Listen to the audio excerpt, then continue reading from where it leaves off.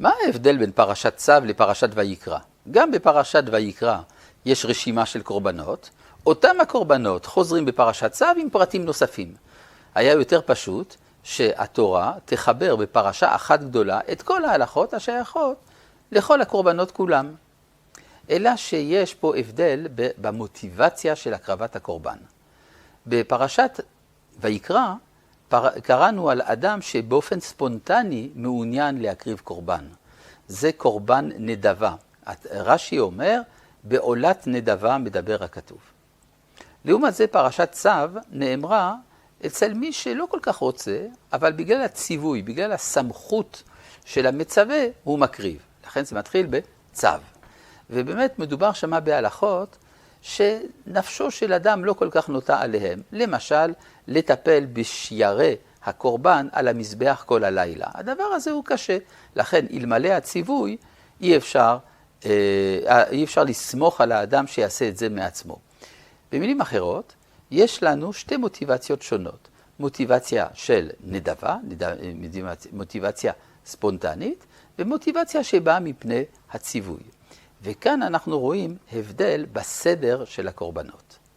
הרי בפרשת ויקרא, יש לנו קורבן עולה, ולאחר מכן יש לנו קורבן שלמים. ורק לאחר מכן קורבנות שבאים על חטא, חטאת ואשם. מה ההבדל בין קורבן עולה לקורבן שלמים? קורבן עולה זה קורבן שבו כל הבשר של הבהמה הקרבה על גבי המזבח נשרפת כליל. כל הבשר עולה למעלה. בעצם האדם שמביא עולה איננו מרוויח דבר. הוא אפילו הפסיד כסף. אבל כשהוא אוכל שלמים, הקרבת שלמים, אדם מביא על גבי המזבח קצת, חלב ודם, שבכל מקרה אסור לאכול, ואת שאר הבשר הוא אוכל, והוא אומר שהוא הביא קורבן לשם.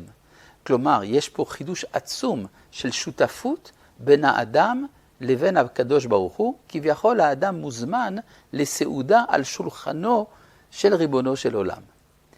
והשאלה אם אפשר באמת לסמוך שכאשר אדם מקריב שלמים, הוא מתכוון באמת לשם שמיים. אז אם מדובר בפרשת ויקרא, אז כן, בפרשת ויקרא, כשאנחנו רואים שיש לאדם נטייה ספונטנית של עבודת השם, מיד אחרי העולה מופיע קורבן השלמים.